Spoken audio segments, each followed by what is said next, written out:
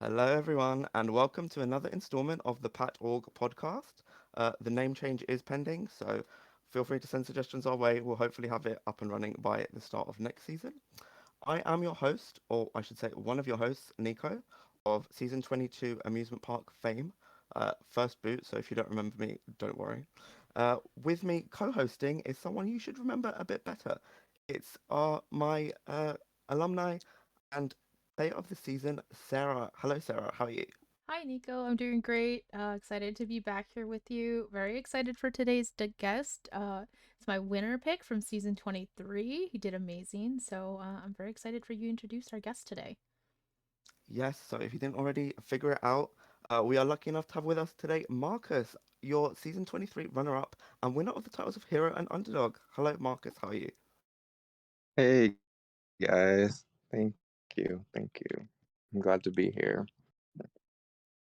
We're super excited to have you today, Marcus. Thank you so much for agreeing to talk to us today.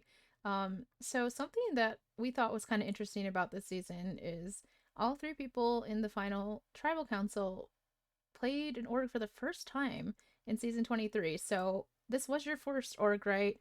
How were you recruited? How did you come into this like crazy world, and what kind of were your expectations playing an org for the first time? Right, so it was my first time.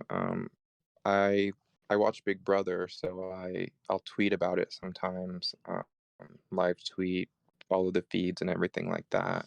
And I guess Pat had seen me tweeting or something, and so he DM'd me like, hey, there's a Survivor game, like essentially what I want to play. And so I knew there was some form of um, Survivor or some kind of simulation to the show that people did, but I never knew there was a name for it or what it was. And so I'm like, sure, I'll apply. And so I went through that process. Kind of, I think going into it, I didn't know what to expect, but it just seemed exciting. It seemed fun. Um, So I'm like, I'll give this a try. I feel like, were I to want to go on Survivor or Big Brother in real life, I'm like, this could be like a fun way to get my feet wet, was what I was thinking. Very cool. Okay, so I didn't realize you're also a Big Brother fan. Are you primarily a Big Brother fan? Or are you also a big Survivor fan as well? So I had watched Survivor first, for a few years or for several years, and then Big Brother I more recently started watching, in the last few years. So a fan of both, probably Survivor first, then Big Brother. Okay, awesome. All right, so coming into the preseason, I think a lot of people really enjoyed those answers you provided to the initial interview, the first thing you wrote in your confessional. And you described yourself there as being laid back, patient, and emotional. And I actually feel like we saw all three of those qualities come out quite a bit throughout the game. So, do you think that was accurate to how you actually ended up playing the game when you wrote those things kind of preseason before you had a chance to know anything that was going to happen? Right, I do feel like I did play, especially pre-merge, pretty laid back, patient, and definitely emotional.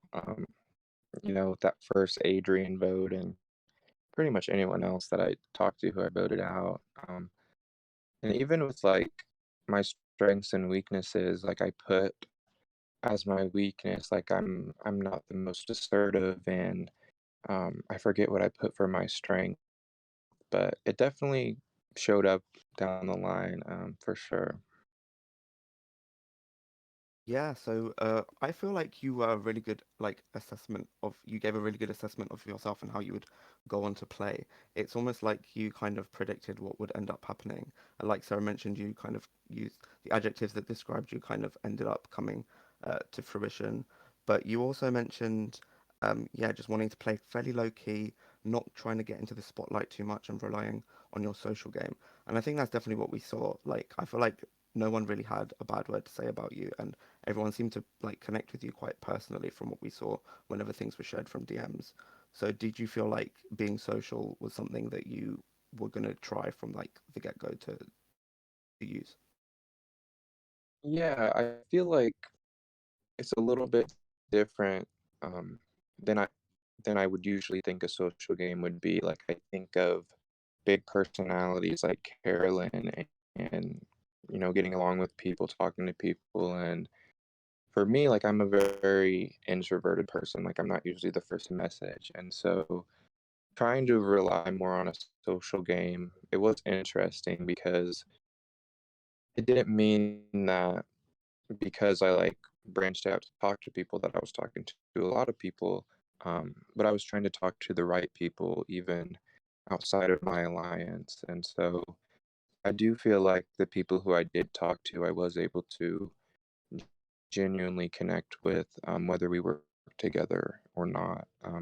I wasn't always, rarely if ever, the first to message it through the campfire, but I feel like I would nurture the relationships with the people I did talk to. And um, yeah, like it might not be the social game, like this big butterfly, with huge wings, but I feel like where it counted, yeah, like I leaned into social for sure.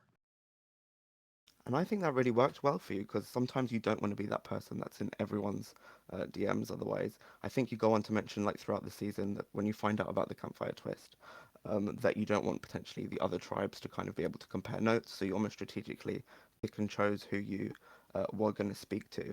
And the like sort of idea of being the first to send DMs. Who was the first person that you ended up speaking to, and was it you initiating or did someone message you first? Um, so there was a few people I talked to. I forget who the first was, but I had talked to Ryan, Jeff, and they both messaged me first. And then I want to say Jacqueline messaged me, the three of them. And then Adrian, I may have messaged him first, but it wasn't like immediate like the others. So I'd say Ryan and Jeff were the first two that I remember messaging me, talking some form of game um, outside of just hello. Right. And did you get a feel for if like you were starting to like think, okay, this person's like someone I could gel with, or was it too early to kind of tell at that point? I saw a vision with Jeff. Like I could see us getting to that point, but it wasn't off the bat. It was kind of a door left open. Um, and with Rachel too, like I saw myself working with her, but it was a while before I feel like we really broke the ice. If anything, Adrian was the only one that I really felt like, this is someone that I just vibe with, like in a way that's like an unspoken, like I just know that he would ride for me, um, which made that vote difficult. But I do feel like making that decision did kind of set the stage for other hard votes down the line, because that's a big part of the game. Yeah, I feel like that's a really good segue into something I wanted to talk about your pre-merge game. Because you were doing really well, as if I remember correctly, in the trust rankings early on. Everyone on your tribe liked you. People on the other tribes that you were talking to through the campfire also really liked you. Um, and then, it kind of was a struggle because Adrian was your perceived number one ally and seemed like an early consensus target.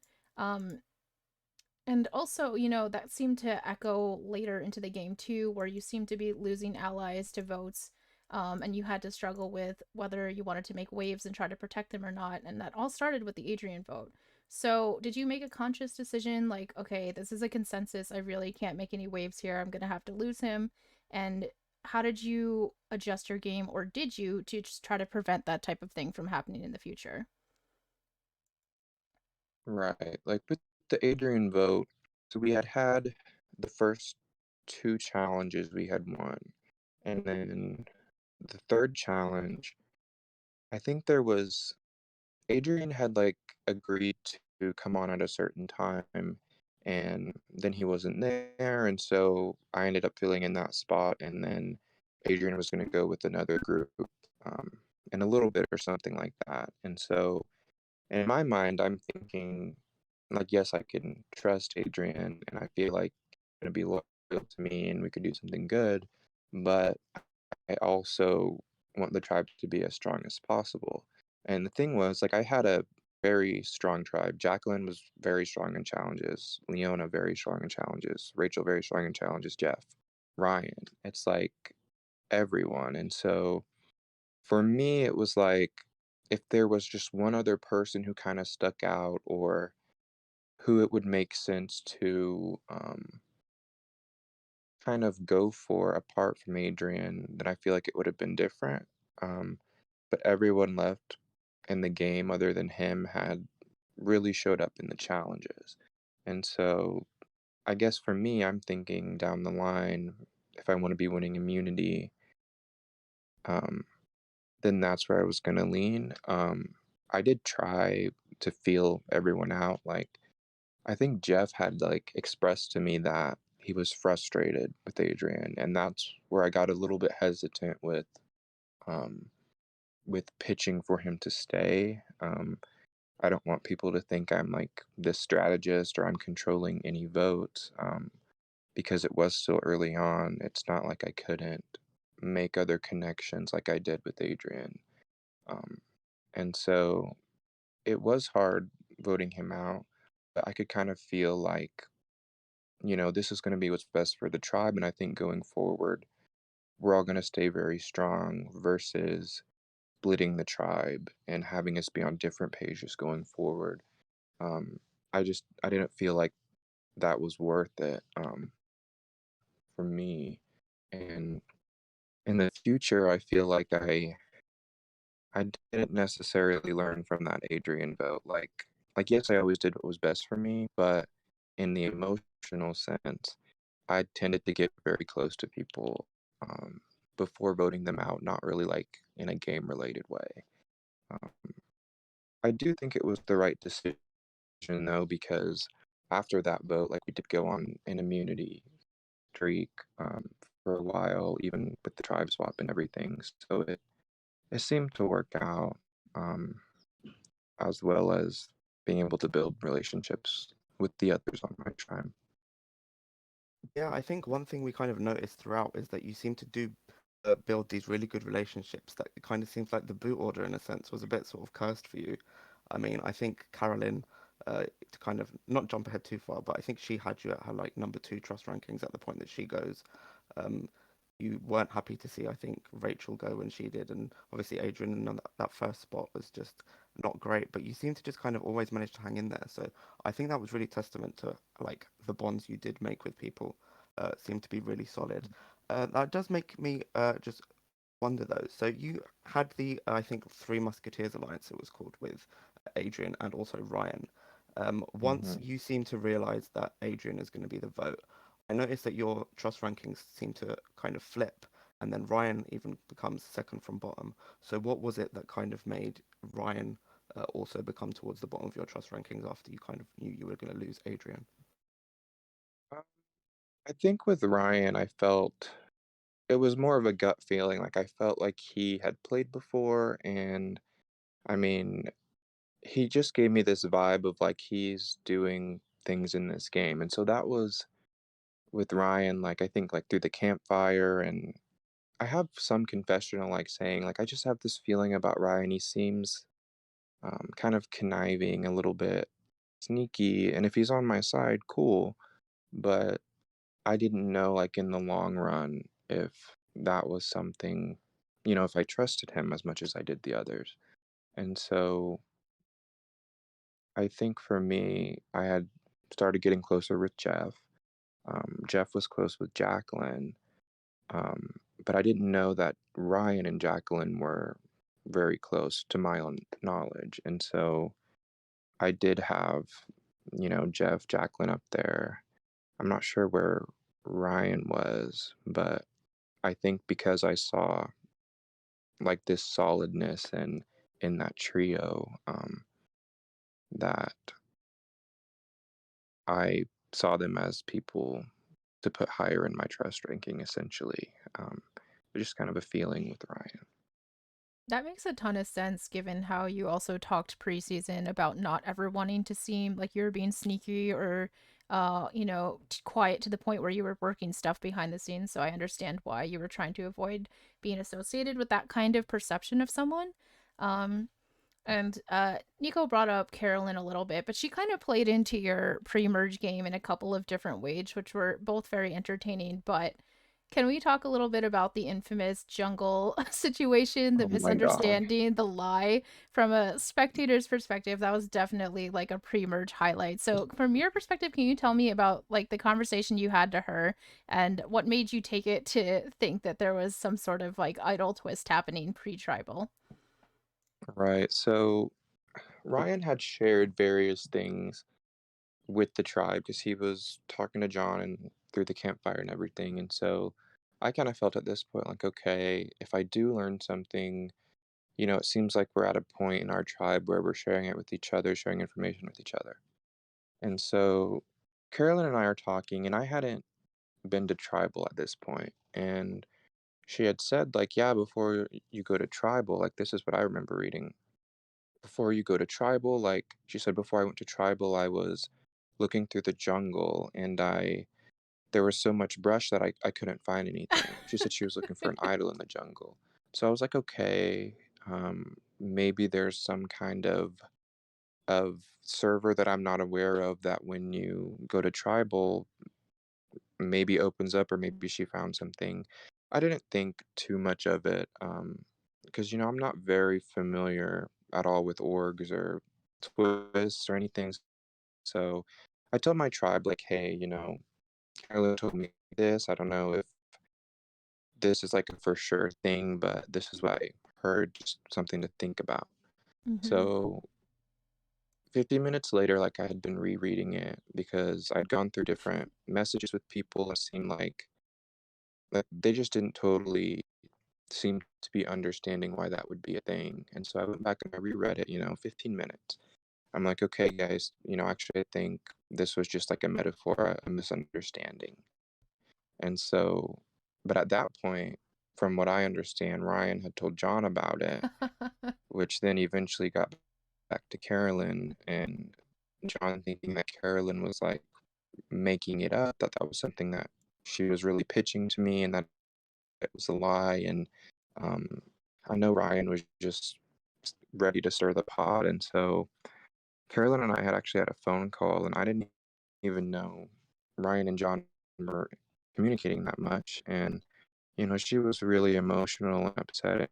And Carolyn and I were friends and close in the game. And so um, we had talked, and she was telling me about how John had thought that she made up some kind of jungle twist. And, you know, I was kind of surprised that it left the tribe, especially because it was there for 15 minutes. And so I'm like, consoling her, like, wow, you don't deserve that. Like, you're not a liar. I believe you. I Oh don't know my why gosh. John and Ryan are saying those things. And so after that, I actually went to talk to Ryan, and Ryan was upset, and I was trying to explain it to him, like, it's okay. Like, Carolyn thinks that you're trying to paint her as a liar, and like, it was a mess. Like, I did not think it would go that far.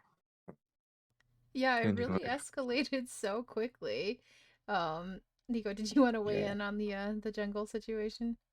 I've been on mute, but I have to admit I've been laughing away, and that's no disrespect to Carolyn because I appreciate it was probably was very real and like had emotional aspects to her. But as a fan of Big Brother, have you seen any Celebrity Big Brother UK, or more specifically, have you seen the David is dead sort of scene? I have seen that. Yeah. That's just what I started thinking when it just all starts snowballing, and then it's just one thing that's kind of miscommunicated, and obviously not to make light of that either, but yeah, I just thought that was really entertaining from our point of view that something so small ended up, yeah, snowballing the way it did. Yeah, and just from a spectator's perspective, we didn't understand fully what happened. We didn't realize it was a misunderstanding right away either. We thought she had made it up, because that's like the information we had to go off of. And we are just like, why the heck would she do that? And it was spreading so quickly. Um, but ultimately, Carolyn ends up getting blindsided. She's voted out pre-merge, and I believe this was the first time you were blindsided at a vote as well. So, what was your immediate reaction to that, and how did that impact how you started playing the game going forward? Right. So I was very confused at the Carolyn vote because I didn't even fully know if Carolyn was interested in working with Green. Like to us, like she had mm, deals with Blue, she had deals with us. Like in my mind, I didn't fully trust her as much as on an individual level. Like I wanted her to be good with me and we were friends. It's like um, I didn't know where her loyalties lied exactly. I knew that we wanted to keep her around because if John and Carolyn were both still in the game, we thought that'd be better for us. And so we ended up going Matthew, and we thought John was on the bottom because that's what Carolyn had told us. And so we were told it's John all day, but also we I just had a feeling I didn't feel like it was going to be John. I felt like they were just telling us that. So we're like, we'll go Matthew, and if John is on the bottom, pull him in, and if not, in our mind we have Leona as well, and so we go Matthew, and then they go Carolyn, and I was kind of confused because we wouldn't have been totally against going Carolyn. I was just kind of glad it wasn't one of us, Green. But I think like they were under the impression, Blue, that we were like close with Carolyn or that she was working with us, which to me was weird because that was not translated very clearly to us. Like I'm sure maybe Carolyn did want to work with us and go that way, but um, to me it was like it didn't feel like we had enough conversations and um, enough because it seemed like she had it with multiple people, like conversations, and so I didn't feel super solid. But then I was surprised when it was her, Carolyn herself, um, because we wouldn't have been opposed to that. I didn't know why it was a blind side, but I was glad that it wasn't one of Green. Yeah, I think that's fair to say. Like, and I think that's how the spectators perceived it as well. Like, she wasn't really fully in with you guys. It might have been an unnecessary blindside in that way, and it really like, fractured some other trust that could have been there for you guys otherwise. And so I think second swap goes pretty well for you. Obviously, you're sad when Jeffrey goes. You're star-crossed introvert, and Rachel as well. You guys never got to keep watching the challenge. So sad. So a couple of rough ones for you there. Did you want to say anything about either of those votes before we start talking about the merch? Um, yeah, I will say with the Jeffrey vote, like he was probably one of the last people with Red Jeffrey that I had talked to. And when we did talk, we clicked and it was fun, but then we'd get cut off because the campfire would end. And so I had told him or I told my confessional, like I'm gonna be upset if he's voted out. I was just kidding, like on a game level, I'm like whatever, but I'm like we have not been able to finish a conversation. Um, but in the grand scheme of it, it seemed like he was a pretty big threat, so I guess it wasn't the worst Mm. thing. And with Rachel, I had said in my confessional, like I would go to the end with Rachel if she made it to merge. I don't know. I got a good feeling from her. I felt like she had about as much knowledge of the game as I did. It was both of our first times, so yeah, I was disappointed to see her go. Ryan too, even. One thing I also wanted to ask was just before merge, I think there was the Leona vote, and I think at that point, you were talking with what I'm not sure if it was named Core 4 at this point. It probably was, but I think you were discussing the idea of pitching to Leona, of her trying to keep the Reds on that side safe, so Daniel and um, Joe at that point, so that you guys could become a seven come the merge. Um, and then ultimately, we do see Leona goes in that spot. You do mention that that's probably your ideal way of doing things. come the merge. But you also said if ultimately it ends up being joining her sort of side of things, presumably with the old Arawaks, you wouldn't necessarily be against it as opposed to being picked off. So at that point, what was kind of like your sort of sliding scale of preferences? Like were you like say 90% wanting to go with that seven of the uh, greens and reds, or was how for being with the blues again were you? Right. So Leona and I, like, we didn't talk a whole lot before that day, and because we had voted opposite, and then I don't know, I felt kind of awkward. I didn't talk to her, like, not like that intentionally, but we just didn't talk for like multiple days, and so we had actually talked like right before swap, like maybe an hour before we swapped. I want to say the second time, but I don't know, sometime, and she had said like, Marcus, I have this idea. Maybe everyone who's still here, which was B, Matthew, John, me, Jacqueline, Jeff, and Leona and Clara, maybe we could go forward in this game together. Maybe this tribe isn't too far gone. And so she ended up going to the other side. We swapped, and then we didn't talk a whole lot, but eventually I'd kind of talk to her like, okay, maybe we make some sort of plan, because she had mentioned that because I hadn't extended much trust to her, which was true, um, that she didn't feel like she could give much back to me. And so I'm like, okay, let me really be transparent here. I want to do something like big, like in the long term. Um, like, are there people over there you think we could go with? Do you think we should go with who we went with before? Um, but at this point, Daniel had messaged me and he was like, hey, Clara really likes you. Clara really trusts you. And if Clara trusts you, then I trust you. And I think it really sold me, because I'm like, if I feel like these people trust me, and I don't necessarily feel that way about Blue, then I can see a path with them going forward. And so I did pitch to Leona like super hard, like, if there's any way you can save the Reds, like we can do something going forward. Um, and I was just like, I told Daniel, like, I'm gonna pour my heart out to her and just let her know, like, basically just give my best pitch. Because at this point I didn't know Daniel and Joe were relatively safe.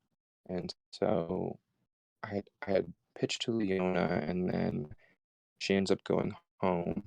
But I do feel like it nonetheless had solidified this trust with me and Daniel, Mm-hmm. because I didn't know that he was safe, and I'm like fighting super hard to keep him here, and I think he noticed that, and that was one of kind of the first times that Daniel and I think, started to get closer in the game. Like, if I would put my neck out a little bit, then maybe he felt a little bit safer with me.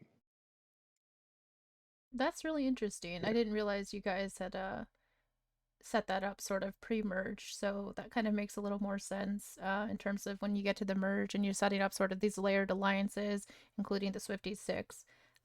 So can you talk about what were you thinking long term when you got to the merge? So these alliances are being set up; they seem very solid. Who are you working with the most closely within them, and what did you want to see happen in those early merge days in terms of the vote outs? Right. So as soon as we merge, I'm thinking, okay, Daniel and Joe are going to come over, and we're going to have the six. And so within the six, we had the four, which was me, Jacqueline, Jeff, and Clara.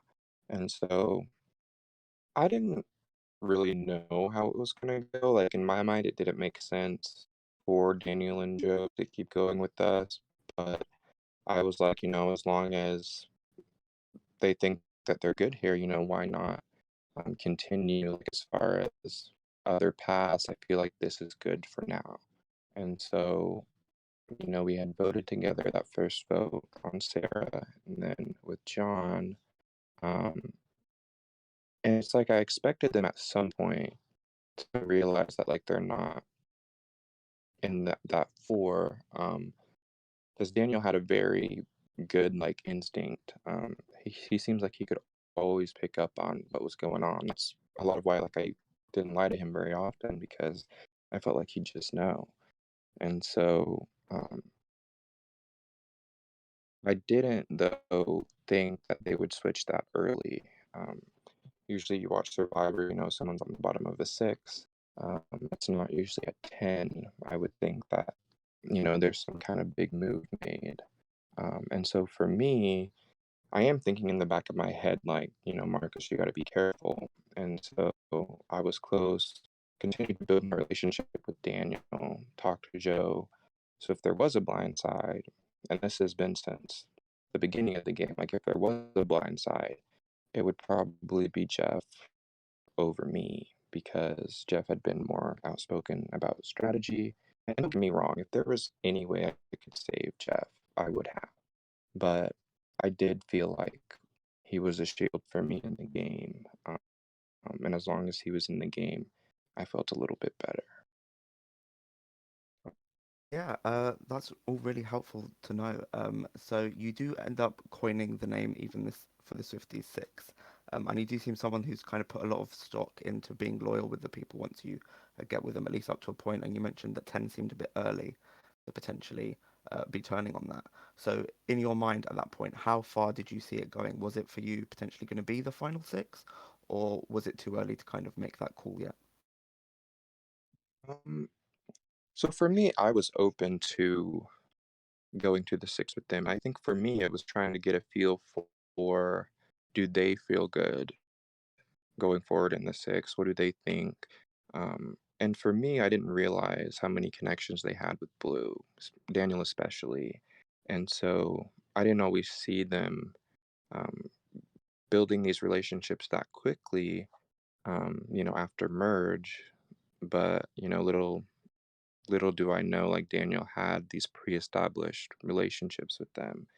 And so it's like I feel like Jacqueline and Jeff really influenced me wanting to play more of a loyal game because I didn't come in swearing allegiance. But when they wanted to play loyal, I'm like, okay, it seems like they know what they're doing. If they're going to be loyal to me, I'll go with it. And so I feel like that's kind of where I was at with the six was if they wanted to stay solid, I'm good with that. Like that's good for me.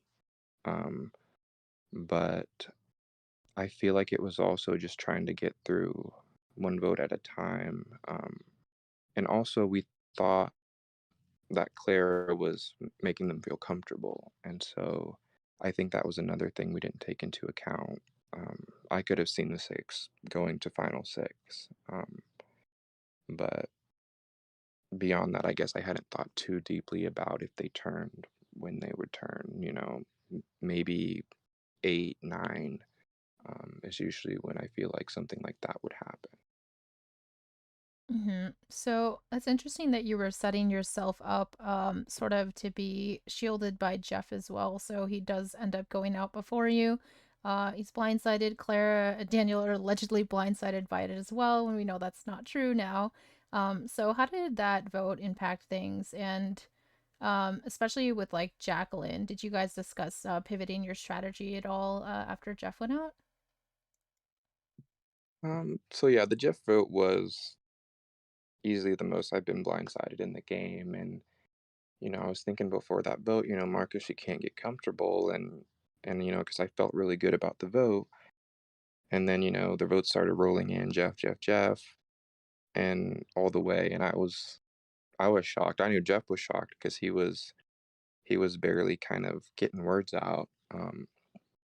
And so after that, the first thing that I was like, I need to do is I need to make sure that I'm good with Daniel, I'm good with Joe. I don't want them to think that I'm mad at them or that I'm going to hold it against them because I need options moving forward.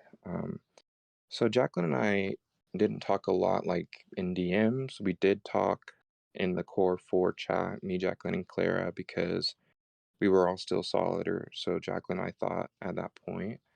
Um, and so for me, it was important that they knew that I wanted to work with them going forward, that I still trusted them, which with Daniel, I kind of did as far as I thought he would pick me over Jacqueline or Jeff.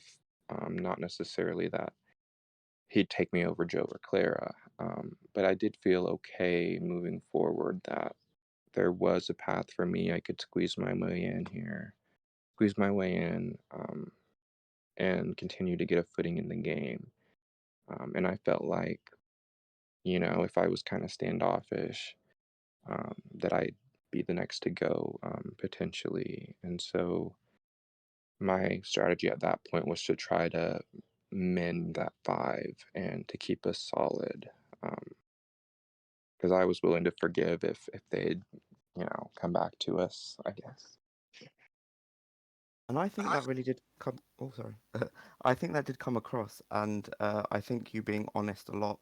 I think we might have glossed over it, but you do end up winning, sort of tied for most honest in the touchy subjects. It was a big shared win. I think it was also Andrew, B, and Jacqueline. Maybe I think Nelson was in the mix as well. So it wasn't necessarily an out and out win, but you still were tied top. Um, so I think that makes sense in that respect. We also don't see you winning any other of the sort of like superlatives amongst touchy subjects. So what was your sort of feeling coming out of that? Was that like a good thing for you? That meant like you were happy or under the radar? Or was there any sort of feeling of like, oh, I might have expected to win this award? Um, to be honest, I think the nicest one was the main one. I was like, okay, I think I might have a chance at that one. But then the rest of them, I was kind of, um, I don't know, I wasn't crossing my fingers for. I think Honest was one that I had voted for as well for myself. And then the main one that really surprised me was Joe voting me as being someone who doesn't deserve to be here. And, I get it's a public thing, you're voting for who you see um, the public is going to vote for, the group. But it seemed like someone had also, written Jacqueline as not deserving to be here. And so it was interesting um, to kind of see how people felt. People really liked Daniel. People didn't like Jeff. Um, Jacqueline and I were thrown out there a couple times, and Joe was like not there at all. And so for me, I was more concerned with making sure that the people I wrote down were still good with me. So I put Andrew down like 6 times or something, and it wasn't because I thought any of those things. It was just he was someone I didn't feel super connected to, who I was trying to go for the least backlash, and so we did have a call. That was the only call I've had with Andrew, and I got up super early because I was like out of town that day, and we talked, and I let him know I didn't mean it, and I'm not. Jeff's not feeding me things about him or anything, which was a worry that he had. So I think making sure that I did things with people was kind of the main thing that I saw at the time, as well as seeing that Daniel was very liked in those results. You talked at one point about wanting to go to the final tribal with Joe and Andrew. Is that how you felt for the majority of the post merge after you're sort of blindsided from the Jeff vote? To be honest, I kind of forgot if I made a deal with Jeff and Andrew. Joe and Andrew. I think that was probably a path at one point. I think for me, it was kind of building relationships was definitely the number one thing for me. And so I was thinking, like, okay, I feel good with these people. And I was looking more at who was a threat to get to that point than who I was going to go with, because at that point I didn't trust anyone. Like, I may have wanted to go to the end with Joe and Andrew, but with the exception of Clara, I trusted Clara. But even though I was building relationships with Daniel, with Joe, with B, after that Jeff vote, like, I didn't trust anyone. Um, I was genuinely getting to know them, but you know, I would go with whoever I felt gave me the best chance at the end. Can you shed some more light on your relationship with B? When did that start? Who initiated it? And how important was that relationship, especially toward the end game? Right. So B and I had first talked after the first swap. We were on the same tribe and we had a voice call. We got along on a personal level, but on a game level, like we just were not aligning. We had voted opposite that first vote. Um, Come merge, the first vote, the Sarah vote, we voted opposite. The John vote, we voted opposite.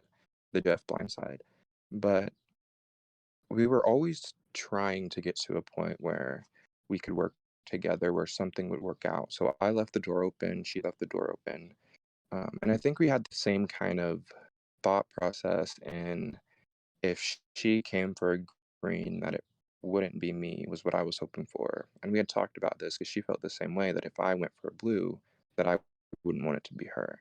And so I think it did become important, especially as the numbers started to dwindle, um, because I don't think people expected me and B to be close.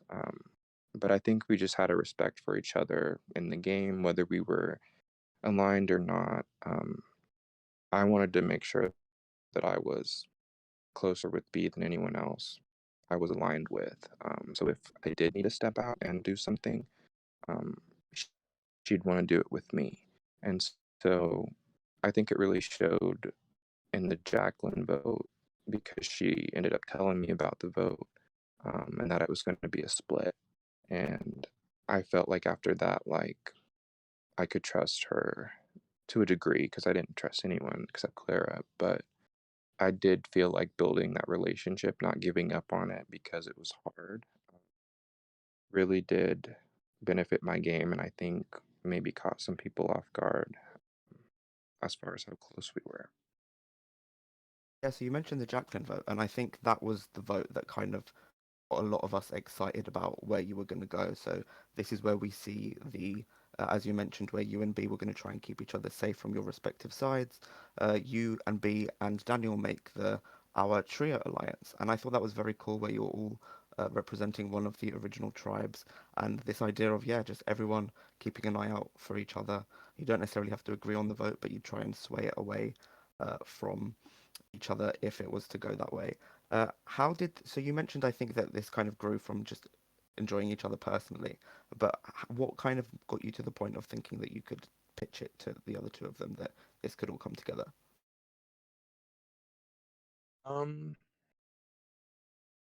Wait, sorry, could you um ask that again? Of course. Oh yeah. So obviously you had your personal relationships with them both individually, but what made you feel Mm-hmm. comfortable enough that you could then kind of bring them together, obviously knowing they're not necessarily on the same sides, that made you think that that could be something that would work? Oh, okay. Right, right. So with B and Daniel, yeah, I had this feeling at one point, like before Jeff was voted out, like I was like, I think Daniel and B are close, because after the John vote out, B was really upset by it. And I had told Daniel, because Daniel had come to me and he was like, "Did you and Matthew plot to get a red out last vote?" And I said, "Absolutely not." And it kind of upset me. I didn't say that, but like I never talked to Matthew about getting a red out.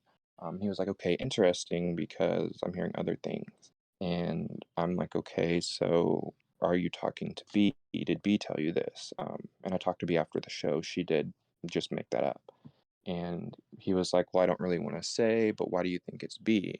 And I was like, "Well, B was close with John. I was a part of putting John's name out when he put Joe out. And so maybe she has some reason to want to stir things up. I don't know." I was just like, there is motive there. If you and B aren't close at all, then like why are you like believing her so quickly? And so, I'd kind of went to Clara, and I thought I was overthinking, and I was like, I think B and Daniel are closer than we think. And, I was telling her like, he was defensive. He seemed like he didn't believe me. And Clara just reassured me. She was like, "Marcus, like, like, I know what you're feeling, like, it's easy to get paranoid, but Daniel was asking you that because he trusts you. He just wanted to know genuinely what your answer was, and he would believe you. And I said, "Okay, sorry, I overthink a lot, and I was just paranoid, maybe they're not as close as I think." And so I think so then after the Jeff vote, I kinda see that there was more to it, that my feeling was right, that he was close with B, and I was also getting close with B, and even though Daniel had turned to my alliance, I was still close with Daniel. And so I think it was more, I thought B and Daniel were somewhat close, so I thought, okay, maybe this is a group that could work for me because if they're good with each other, um, then maybe we three could do something. So that was my thought process with those two. Okay. Okay. So then we do see Daniel go out at 6. And I think final 5 here is really like the Marcus centric episode of the season, which is the perfect time to peak, honestly, right at the end there. So you have like this sort of complex immunity challenge, like the sim emotion one. And you have a really honest emotional confessional about it, where you're saying, you messed up, but it'll be okay, and the time to win will come, that sort of thing. And as spectators, we're sort of seeing all the times come in and seeing that you are actually going to win the challenge. So, what was that like going through that, feeling the disappointment and then finding out you actually won? Yeah, so ever like even pre-merge when my team was winning challenges, like I was still struggling, if you watch, I'm struggling with those puzzles. And I think it's like when it got to the individual part, I think that was when it really started to affect me, like coming either in last or next to last, like every challenge. Because in my mind, like I think of myself as pretty smart, if I put my mind to something, I can do it. And, to come up short over and over and over, it was really making me start to doubt myself or wish that I was someone else or wish that I could do what other people could do. And I think the reason it was so emotional was because, I didn't win from being anybody else or having any other um, level of intelligence or, a sharp mind. Like I won just as me, not giving up, doing my best. And, I didn't have to be anyone else or, really change anything to have a chance to win that and to win that. And so I think that's just why it was so emotional because, you know, in my mind, I'm thinking I'm not as good as these other people. And it would be one thing to, come back, work on it, you know, cool. But to be able to win, just at where I am right now and how good I am at puzzles and how good I am at these other things at this level, and to be able to win um, just as I am now, I think it just made it all the more emotional, all the more sweet, um, because I was really trying to stay optimistic and, was really having to fight off thoughts of not being good enough and why am I even competing and stuff like that. Yeah, it was a really nice, I think a great moment for so many people when we saw you take home the win there.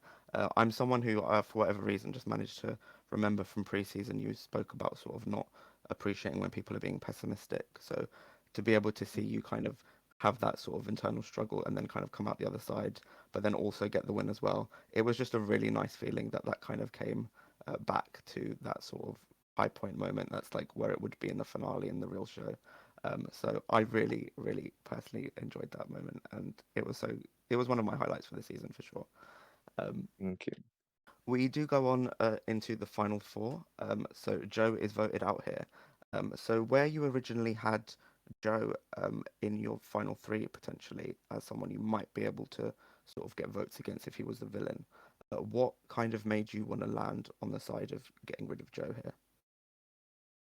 Right. So I think at the time I didn't really see a path with B and Andrew.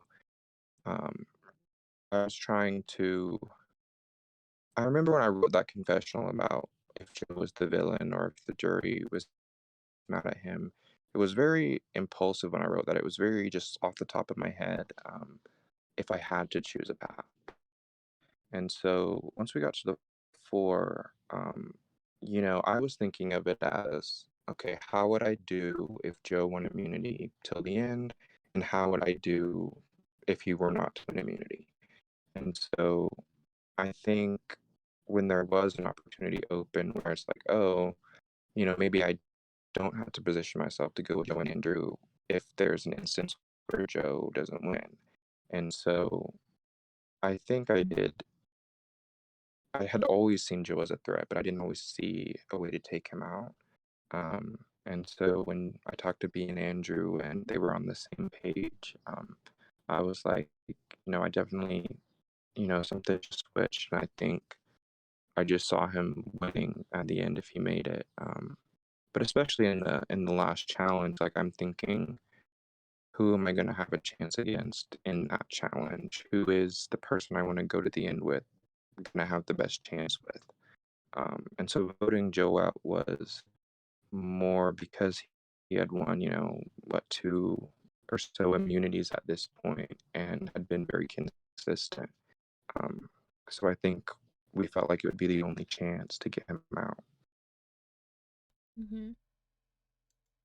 Yeah, that's totally fair. And then, so you get to the final four, really intense live challenge there. That must have been really stressful to live through.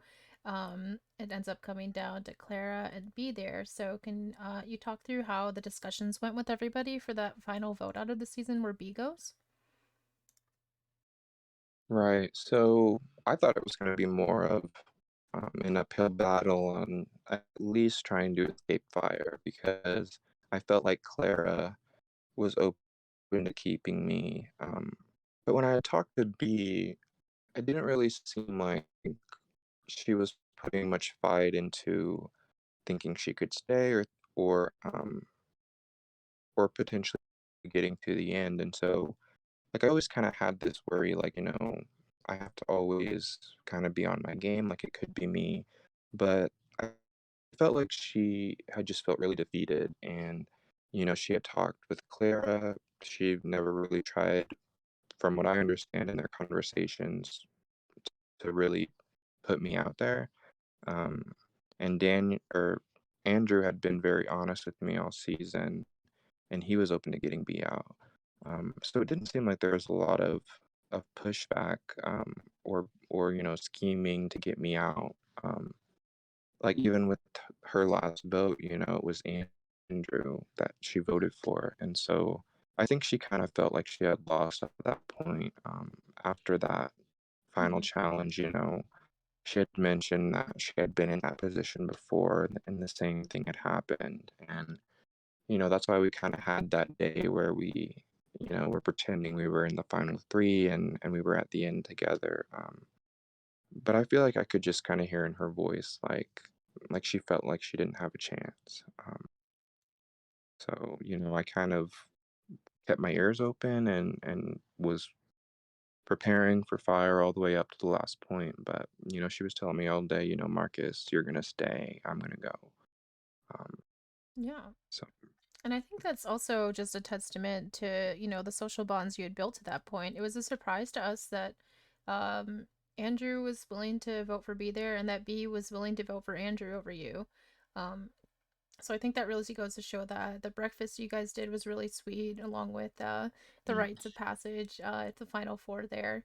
But as you're heading into final tribal, how are you feeling your chances are? Are there specific people you feel like you're going to need to convince? What was your overall strategy heading in? What did you want the jurors to know about your game? um, so for me, like Claire and I were both very uncertain going into tribal. Like we were like, maybe we should look up last season's tribal just to make sure we know what we're doing. And I think for me, I really didn't know who people were leaning towards. I felt like Clara didn't know who people were leaning towards. And that's why, I felt a little bit better with the idea of going with Clara over B in that moment, even though it wasn't, Clara wasn't on the table, because I felt like B was going to do better at a final tribal against me than Clara. And so I felt like pretty much everyone on blue was going to need convincing for my vote. And I think for me, I felt the same way about Clara. I felt she was also going in um, and have and unsure where people are going to stand, but that we'd both have a shot at it, I think is what we were thinking. Um, so I just, I tried to answer as honest as I could while also pointing out things about my game, because I do feel like it was very under the radar and I started running out of time to really make moves on my own. Um, and so I think my strategy was to point out my social game. And honestly, like if the jury just believed that I played a better game, I would be fine with that, even if I didn't. I want the jury to believe that. And, I feel like I'm not a stranger to hard questions or conversations. Being black in this country, being gay, it's like I have hard conversations all the time. I get asked hard questions all the time. And so going into Final Tribal, I'm thinking, like, okay, this is kind of my forte. Like, this is what I know how to do, especially under pressure or with people with emotions running. And so it was still daunting, like, don't get me wrong. But it was nice to kind of do it um, in a game sense, in a way that I'm choosing to be here and to have fun and to make my case, um, versus in real life where a lot of times it's more unsolicited and not as fun. So I was really thankful to have an opportunity to argue or debate at tribal, but it be more in a fun way and in a game way. So Yeah, I think that's a really fair point, and I think in particular the one answer that I thought was really like great of yours was your answer to Daniel about his vote out, um, and whether the way it went down towards the end there, and I felt like you were very honest with him, and you just kind of leaned into it, and I think in a situation where Daniel's not having to pick between like sort of his number one in the game and Clara, that I feel like that's definitely an answer that could have, in a situation where there's kind of a lot more room for maneuver, would have won him his vote. So I think that was a really impressive way of, answering that question. Hmm. Yeah, and we could tell throughout Final Tribal that like you were really, really thriving. Like it was clear that answering questions directly, but in a way that was like sensitive to the jurors' feelings, but also giving them answers that didn't feel kind of like BS, was really, really like coming through. And so, just you could see if you go through Spec Lounge just how impressed everyone was by all of your answers. Um, and I think it gave some jurors pause. I don't know who you've talked to individually, but it really did. Even people who came in super pro Clara were like, wow, Marcus is really performing here and really impressing. So, how did you feel about how the jurors were responding to your answers? And did you feel like your chances of winning got better or worse, or at any point throughout Final Tribal? so going in, I was still very uncertain. At this point, I was not aware of Clara's pre-merge game. Even post-merge, she has a pretty good story. She played a pretty good game, and so I'm thinking I really am gonna have to bring it. Um, and I think going into it, I had said 50-50 because I really didn't know where people were leaning. If people were voting based on strategy, relationships. But I did feel by the end of it, um, honestly, like about the same, maybe a little bit better. Not necessarily that Clara did worse than coming in, but I just felt like I did okay answering the questions. And like especially like Daniel's B had a lot of questions, and so I had a lot of answers. Joe's was very emotional emotions related, and I'm a very emotional person, so I really felt for him, and I felt like I was able to give him what he wanted. And I mean, it was genuine, but yeah. Matthews, I didn't really know where he was leaning or really what made him make up his mind. But I would say I felt a little bit better, because in the moment it can feel like, am I saying anything right, or did I say something wrong? Are they not going to like this? But I think looking back, I felt a little bit better. And even up until the point the votes were about to be read, like I still felt okay. Like 50-50, I feel like I got a shot at it. Um, Hmm. so, Yeah, you had a really amazing final tribal there. Ultimately the votes end up coming in 7-2. You pick up B's vote and Jeff's vote. Were you surprised by any of the votes that came in? um, not necessarily. I mean, I was hoping that, I'd be the winner, of course, but I think with Jacqueline, I felt like it was either going to be me or Clara. With Jeff, I kind of expected it to be me. With B, I expected it to be me. And with everybody else, I felt like it could go either way.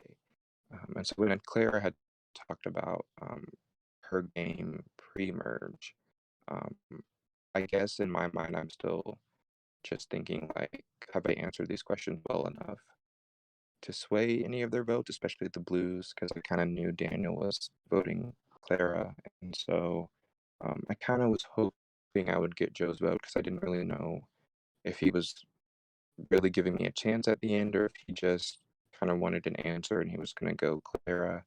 Um, so I was hoping for Joe's, I was hoping for Jacqueline's, but I could see it going either way because Clara and I had pretty much made a lot of the same friends and a lot of the same enemies, with the exception of B, and maybe I was closer with Jeff than she was. Um, so, Yeah, you also end up picking up two awesome postseason awards, Hero and Underdog. So, very cool. What was your reaction to winning those? um, I thought it was really sweet. Like, I thought it was funny that Jeff was voted villain and I was voted hero because he was like my number one for so long.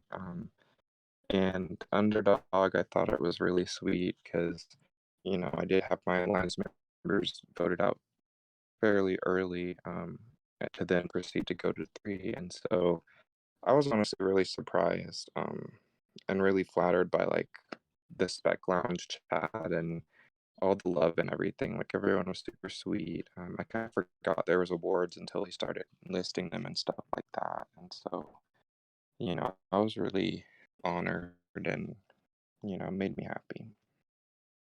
Yeah, I think they were very well deserved. So just another congratulations for that. And Sarah was definitely a huge Marcus champion, so she definitely like flew your flag. And Thank you. even towards the end there, where it was kind of, I think me and Sarah and obviously Robbie in the mix as well as far as drafts go. We were all kind of in the mix with, depending on who won, it could have gone a number of different ways. But it is funny that you mention the you being a hero whilst Jeff was a villain thing, because I think when I was reviewing things, you did say, I don't know what people had an issue with him when we've kind of played a very similar game. So it's kind of funny to reflect on that and think that it did go sort of those extreme opposite ways. Um, Right. Now having seen how everything sort of panned out, have you felt about this like whole experience? And is there like, would you play again? Is there things you would do differently if you were to play again? Yeah, I'd say I'd play again. I think for me, probably preparing, um, challenge wise, like a lot of Sudoku, a lot of puzzles.